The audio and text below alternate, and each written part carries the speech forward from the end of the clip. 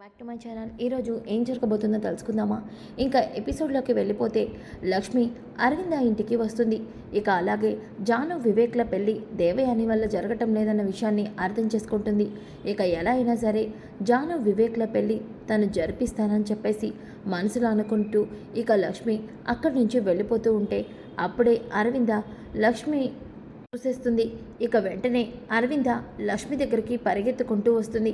ఇక లక్ష్మి ఏమో అత్తయ్య గారు నన్ను చూసేసినట్టున్నారు, ఇప్పుడు ఏం చేయాలి, నేను ఎలా అయినా ఇక్కడి నుంచి వెళ్ళిపోవాలి అని చెప్పేసి గబగబా అక్కడి నుంచి ముఖానికి ముసుగు వేసుకొని వెళ్ళిపోతూ ఉంటే ఇక అరవింద, లక్ష్మి ఆగు, ఆగు లక్ష్మి, నేను నిన్ను చూశాను, ఆగు లక్ష్మి, ఆగుతావా లేదంటే నేను చచ్చినంత ఒట్టే అని అంటుంది. ఇక ఒక్కసారిగా లక్ష్మి అక్కడే ఆగిపోతుంది. ఇక అరవింద పరిగెత్తుకు వచ్చి లక్ష్మి దగ్గరికి వస్తుంది. ఇక లక్ష్మి ముఖం మీద ఉన్న ముసుగుని తీస్తుంది. ఇక లక్ష్మి ఒక్కసారిగా అత్తయ్య గారు అని అంటుంది. ఇక లక్ష్మిని చూసి అరవింద వెంటనే హక్ చేసుకుంటుంది. లక్ష్మి, లక్ష్మి, నువ్వు బ్రతికే ఉంటావని దీక్షితులు గారు ఎన్నిసార్లు నాతో చెప్పినా నేను ఎక్కడో ఒక దగ్గర నమ్మశక్యంగా ఉండలేకపోయాను. ఇదంతా నిజమైతే బాగుండనిపించింది తప్ప నిన్ను మళ్ళీ నా కళ్ళతో చూస్తానని అస్సలు ఊహించలేదు. ఈరోజు నువ్వు బ్రతికి ఉన్నావని తెలిసాక నాకు చాలా సంతోషంగా ఉంది. అవును లక్ష్మి, నిన్ను దూరం చేసుకొని ఈ నందన కుటుంబం ఎంత కుమిలిపోయిందో తెలుసా? నువ్వు బ్రతికి ఉన్నావని తెలిసి నాకు చాలా సంతోషంగా ఉంది అని చెప్పేసి అరవింద అంటుంది. ఇక లక్ష్మి, అత్తయ్య గారు, మీ అందరి ఆనందాన్ని చూడటానికి నేను బ్రతికే ఉన్నాను, కానీ నేను ఎదురు పడితేనే మిత్రగారు ఉండలేరు. మిత్రగారు నా దృష్టి ఇప్పుడు మిత్రగారి దృష్టిలో నేను చాలా దాన్ని మోసగత్తిని, అలాగే మిత్రగారి నమ్మకాన్ని వమ్ము చేశాను. ఇప్పుడు మళ్ళీ నేను మీ జీవితాల్లోకి రాలేను అత్తయ్య గారు అని అంటుంది. ఇక అరవింద, లక్ష్మి చూడు, నువ్వు ఈ కుటుంబానికి నా కోసం ఎంత త్యాగం చేశావో అంతా నాకు తెలిసింది. తెలిసాక కూడా నిన్ను దూరం చేసుకోలేను లక్ష్మి.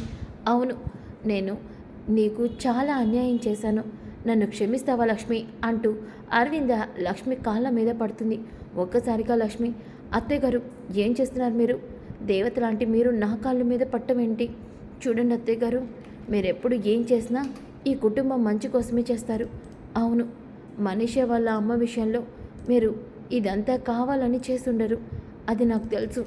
అందుకే మిమ్మల్ని కాపాడటం కోసం, ఈ కుటుంబం సంతోషంగా ఉండడం కోసం నేను మీ జీవితాల్లోంచి వెళ్ళిపోయాను అని అనగానే ఇక అరవింద, చూడు లక్ష్మి, నువ్వు మా జీవితంలోంచి మేమందరం సంతోషంగా ఉండాలని వెళ్ళిపోయావు, కానీ నీకోసం మిత్ర నీ జ్ఞాపకాలతోనే ఒంటరిగా మిగిలిపోయాడు. అలానే ఇప్పుడు మిత్ర చాలా పెద్ద ప్రమాదాల్లో ఉన్నాడు.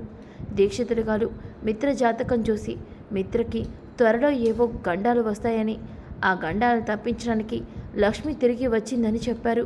అవును లక్ష్మి, ఎలా అయినా సరే మిత్ర ప్రాణాన్ని నువ్వే కాపాడాలి అని అరవింద లక్ష్మి దగ్గర ప్రామిస్ తీసుకుంటుంది. ఇక లక్ష్మి కూడా తనకి కొడుకు పుట్టిన విషయం కానీ, ఇక తను అర్జున్ వాళ్ళ ఇంట్లో ఉన్న విషయం కానీ అరవిందతో చెప్పదు. అత్తయ్య గారు, మీరన్నట్టే మిత్ర గారి ప్రాణాలకి ఎటువంటి ప్రమాదం జరగకుండా నేను చూసుకుంటాను. అవును, మీకు మాట ఇస్తున్నా, కానీ ఎలా లక్ష్మి? నువ్వు మిత్ర పక్కన ఉంటే కదా మిత్రకే గండం రాదు. మరి నువ్వు మిత్రతో పాటు లేకపోతే ఎలా? అత్తయ్య గారు, నేను మిత్రగారి పక్కన ఉండాలి అంటే మీరే నాకు హెల్ప్ చేయాలి. అవును అత్తయ్య గారు, మిత్రగారి ఆఫీసులో నాకు ఉద్యోగం ఇప్పించాలి, అప్పుడే నేను మిత్రగారి పక్కనే ఉండగలను. అత్తయ్య గారు, అలాగే మీరు జాను వివేక్ల పెళ్ళి కూడా జరిపించాలి.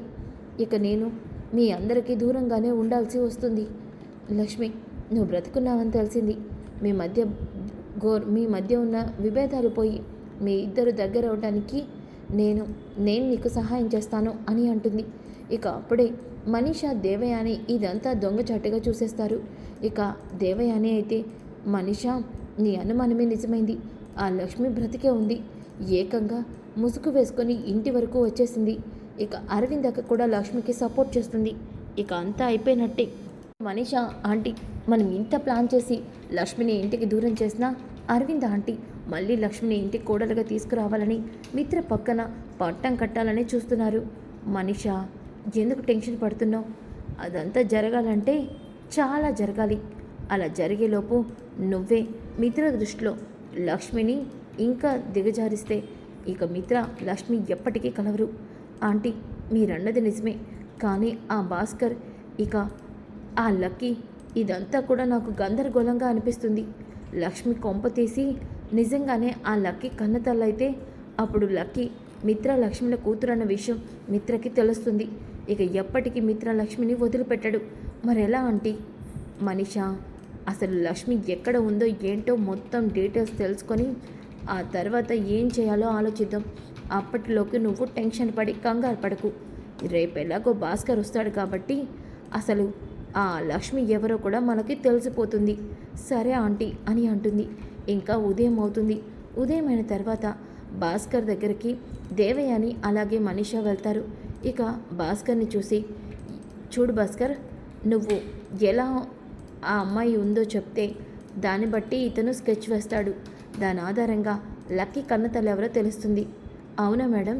సరే మేడం, నేను చెప్తాను అని చెప్పేసి ఇక లక్ష్మి ఎలా ఉంటుందో తన రూపురేఖల్ని చెప్తూ ఉంటే డ్రాయింగ్ వేసే అతను ఇక స్కెచ్ వేస్తూ ఉంటాడు.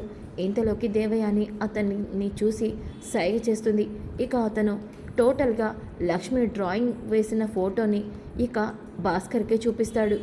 ఇదేనా మీరు చెప్పిన డీటెయిల్స్ ఉన్న అమ్మాయి అని అనగానే మనీషా అలాగే దేవయాని చాలా టెన్షన్గా భాస్కర్ని చూస్తారు. ఇక భాస్కర్, అవునమ్మగారు, ఇతని ఈఎంఐయే లక్ష్మి, తన పాపే లక్కీ అని అనగానే ఒక్కసారిగా మనీషా అలాగే దేవయాని షాక్ అయిపోతారు.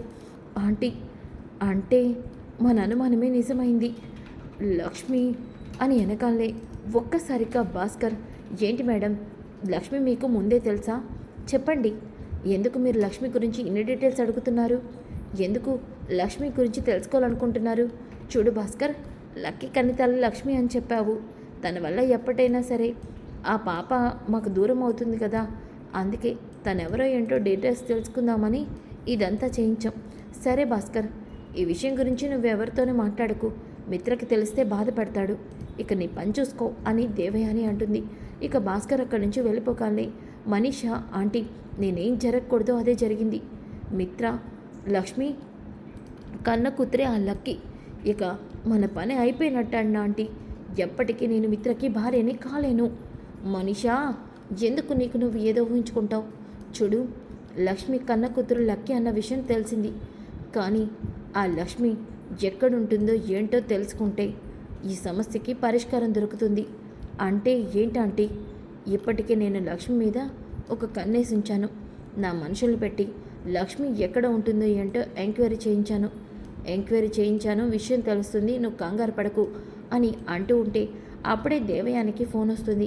ఇక దేవయాని, హలో, చెప్పు, ఏమైంది? ఆ లక్ష్మి గురించి డీటెయిల్స్ తెలిసాయి మేడం, లక్ష్మి గారు ఇప్పుడు అర్జున్ గారి ఇంట్లో ఉంటున్నారు. ఇక అలాగే లక్ష్మి గారికి ఒక కొడుకు కూడా ఉన్నాడు, తన పేరే జున్ను అని అనగానే ఒక్కసారిగా దేవయాని షాక్ అవుతుంది. వాట్? ఏంటి? వెంటనే వాళ్ళ ఫొటోస్ పంపించు అని అనగానే ఇక మనీషా, ఏమైందాంటీ అని అంటుంది. ఒక్క నిమిషం మనీషా అని చెప్పి దేవయాని మొబైల్ ఓపెన్ చేసి చూడగానే జున్ను లక్ష్మి ఫోటోలు ఉంటాయి. ఇక అది చూసి ఒక్కసారిగా దేవయాని షాక్ అవుతుంది. మనీషా, మన టైం చాలా బ్యాడ్గా నడుస్తుంది. ఎంత బ్యాడ్గా అంటే ఆ లక్ష్మి పిల్లలు ఈ ఇంటికి వెళ్తూ పోయేటట్టుగా తయారయ్యేటట్టుగా ఆ జున్ను ఎవరో కాదు, లక్ష్మి కొడుకు, అంటే మిత్రకి కొడుకే.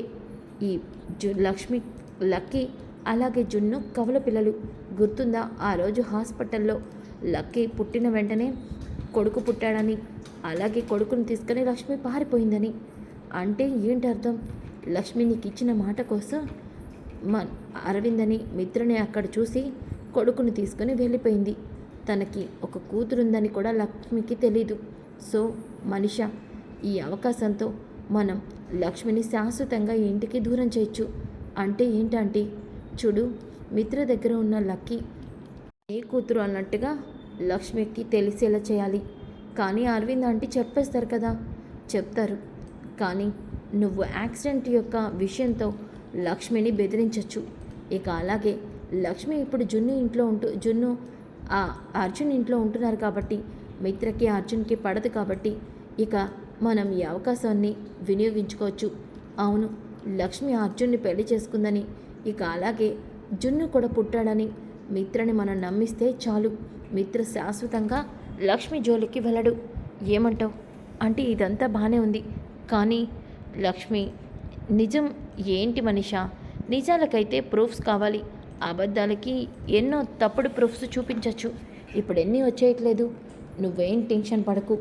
ఎలా అయినా సరే మిత్రకి అర్జున్ అలాగే లక్ష్మి పెళ్లి చేసుకున్నట్టుగా ఏదో ఒక ప్రూఫ్ చూపించి లక్ష్మి బుద్ధి గురించి చెప్తే ఖచ్చితంగా మిత్రు నిన్ను పెళ్లి చేసుకుంటాడు అని అంటుంది. ఇంకా ఒక పక్కన అరవింద ఏమో చాలా సంతోషంగా ఉంటుంది. లక్ష్మి బ్రతికే ఉంది, ఎలా అయినా సరే మిత్ర మనసు మార్చి లక్ష్మి మిత్రని దగ్గర చేయాలి అని అనుకుంటుంది. ఇక మిత్ర ఏమో మమ్మీ ఏమైంది మిత్ర? నువ్వు ఒకసారి ఆఫీస్కి రావాలి. ఎందుకు మిత్ర? అదే మమ్మీ, కొత్త ప్రాజెక్ట్ని ఫైల్ చేస్తున్నాం, దాని మీద సైన్స్ కావాలి. డాడీ లేరు కదా, అందుకే మిమ్మల్ని తీసుకెళ్దామని. సరే మిత్ర, ఇప్పుడే నేను వస్తున్నాను అని చెప్పేసి అరవింద ఇంకా పైకి వెళ్ళిపోతూ ఉంటే అప్పుడే దేవయాని మనీషా, ఆగండి అక్క, మీతో ఒక విషయం మాట్లాడాలి. ఏంటి దేవయాని? లక్ష్మి గురించి ఎప్పటి నుంచో ఈ ఇంట్లో అందరూ కలవరిస్తున్నారు, కానీ లక్ష్మి మీ అందరూ అనుకున్నట్టు చనిపోలేదు, బ్రతికే ఉంది అని అనగానే ఒక్కసారిగా అరవింద షాక్ అవుతుంది. ఇదేంటి ఈ విషయం దేవయానికి ఎట్లా తెలుసు? ఇప్పుడు మిత్రకి ఈ విషయం తెలిస్తే ఎలా రియాక్ట్ అవుతాడో అని కంగారు పడుతూ ఉంటే మిత్ర, పిన్ని ఏమంటున్నారు మీరు? లక్ష్మి బ్రతికే ఉందా?